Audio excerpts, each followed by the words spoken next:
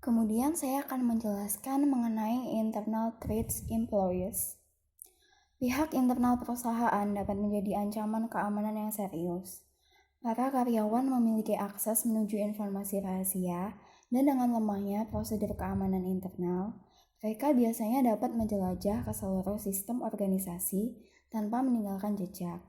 Nah, penelitian telah menemukan bahwa pengguna yang tidak memiliki banyak pengetahuan adalah penyebab terbesar tunggal dari pelanggaran keamanan jaringan. Banyak karyawan lupa kata sandi mereka untuk mengakses sistem komputer dan kemudian mengizinkan rekan sekerjanya untuk menggunakannya. Dan hal ini akan membahayakan sistem. Penyusup mencurigakan yang mencari akses sistem terkadang mengelabui karyawan agar memperlihatkan kata sandi mereka dengan berpura-pura menjadi anggota yang sah dari perusahaan yang membutuhkan informasi. Nah, praktik seperti ini disebut rekayasa sosial atau social engineering. Kesalahan perangkat lunak memiliki ancaman konstan pada sistem informasi. Hal ini menyebabkan kerugian yang tak terhitung dalam sisi produktivitas. Pertumbuhan kompleksitas dan ukuran program perangkat lunak disertai dengan permintaan akan pengiriman yang tepat waktu ke dalam pasaran telah berkontribusi pada peningkatan kecacatan dan kerentanan perangkat lunak. Sebagai contoh, kesalahan perangkat lunak di aplikasi iPad untuk membayar tagihan menyebabkan Citibank untuk meningkatkan tagihan pembayaran pelanggan sebanyak 2 kali lipat pada bulan Juli dan Desember tahun 2011. Permasalahan terbesar dari perangkat lunak adalah keberadaan bugs yang tersembunyi atau kode program yang cacat. Nah, penelitian menunjukkan bahwa adalah tidak mungkin secara virtual untuk mengeliminasi semua bugs dari program yang besar. Sumber utama bugs adalah kompleksitas dari kode pengambilan keputusan. Kecatatan bernilai 0 tidak dapat diperoleh pada program yang lebih besar. Pengujian lengkap tidaklah mungkin. Pengujian program secara menyeluruh mengandung ribuan pilihan dan jutaan jalur yang membutuhkan ribuan tahun. Bahkan dengan pengujian yang teliti, Anda tidak dapat yakin bahwa perangkat lunak tersebut dapat diandalkan, hingga ia membuktikan dirinya sendiri setelah pemakaian yang cukup banyak. Nah, untuk memperbaiki kecacatan perangkat lunak setelah mereka teridentifikasi, vendor perangkat lunak menciptakan bagian kecil dari perangkat lunak yang bernama patch untuk memperbaiki kecacatan tanpa mengganggu pengoperasionalan yang seharusnya dari perangkat lunak. Nilai bisnis keamanan dan pengendalian. Banyak perusahaan enggan untuk membelanjakan uangnya untuk keamanan karena tidak berhubungan langsung dengan pendapatan penjualan. Namun, melindungi sistem informasi menjadi sangat penting bagi operasional bisnis dan layak untuk dipertimbangkan ulang. Perusahaan-perusahaan memiliki informasi berharga untuk dilindungi. Sistem biasanya memuat data rahasia terkait pajak individu, aset keuangan, catatan medis, dan tinjauan kinerja. Sistem juga dapat berisi informasi mengenai operasional perusahaan, termasuk rahasia dagang dan strategi pemasaran. Pengendalian dan keamanan yang tidak memadai dapat berakibat pada tanggung jawab hukum yang serius. Perusahaan tidak hanya harus melindungi aset informasi mereka sendiri, tetapi juga aset informasi pelanggan, karyawan, dan partner bisnis mereka.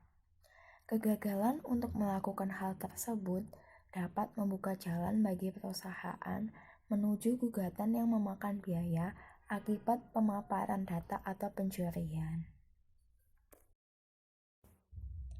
Kemudian, kerangka pengendalian dan keamanan yang tidak melindungi aset informasi bisnis dapat menghasilkan pengembalian atas investasi dengan jumlah yang tinggi.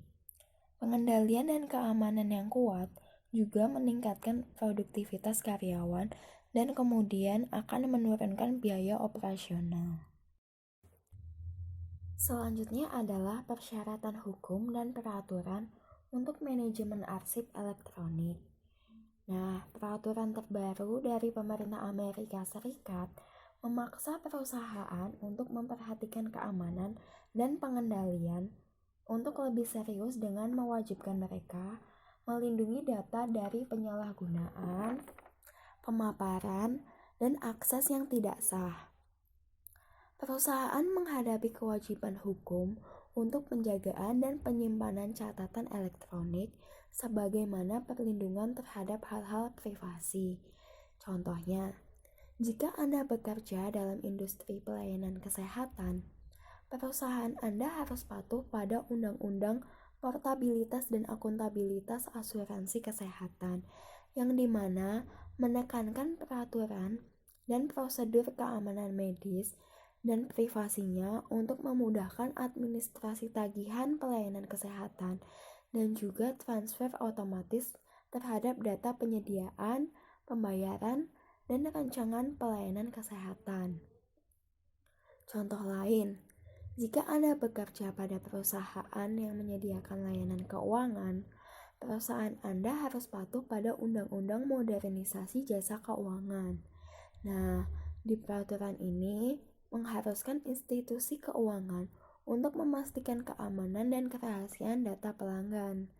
Data tersebut juga harus disimpan pada media yang aman, dan pengukuran keamanan khusus harus diterapkan untuk melindungi data tersebut pada media penyimpanan dan selama transmisi tersebut berlangsung.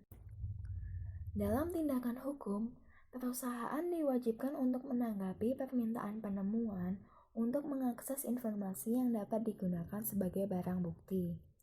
Dan perusahaan terikat secara hukum untuk memberikan data tersebut. Biaya untuk menanggapi permintaan penemuan tersebut bisa menjadi sangat banyak jika perusahaan kesulitan mengumpulkan data yang dibutuhkan, atau jika data telah rusak atau hancur. Pengendalian saat ini menjatuhkan hukuman dan sanksi keuangan yang berat bagi penghancuran dokumen elektronik yang tidak layak. Kebijakan penjagaan dokumen elektronik yang efektif memastikan bahwa dokumen elektronik, surel, dan rekaman lainnya dikelola dengan baik, dapat diakses, dan tidak ditahan terlalu lama atau dihancurkan terlalu cepat.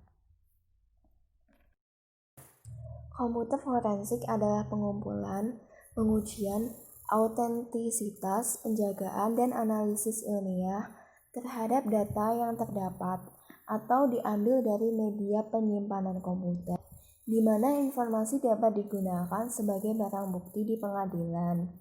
Nah, kemudian komputer forensik mencakup beberapa permasalahan seperti di bawah ini. Yang pertama, pemulihan data dari komputer sambil menjaga keutuhan barang bukti. Kedua, penyimpanan dan pengelolaan dengan aman dari data elektronik yang sudah dipulihkan. Ketiga, menemukan informasi penting dari sejumlah besar data elektronik. Dan yang keempat, menampilkan informasi di pengadilan. Barang bukti elektronik dapat ditempatkan pada media penyimpanan komputer dalam bentuk arsip komputer dan sebagai sebuah data ambien yang tidak terlihat oleh pengguna pada umumnya. Contohnya dapat berupa sebuah arsip yang sudah dihapus dari cakram keras di dalam PC. Data yang tersimpan pada media penyimpanan dan telah dihapus oleh pengguna dapat dipulihkan dengan berbagai macam teknik. Ahli komputer forensik mencoba untuk memulihkan data yang tersembunyi untuk ditampilkan dan digunakan sebagai barang bukti. Kesadaran akan komputer forensik harus dimasukkan ke dalam proses perencanaan darurat perusahaan. CEO, spesialis keamanan, staf informasi perusahaan, dan penasehat hukum perusahaan harus bekerja sama untuk membuat rencana yang dapat dieksekusi jika muncul kebutuhan hukum.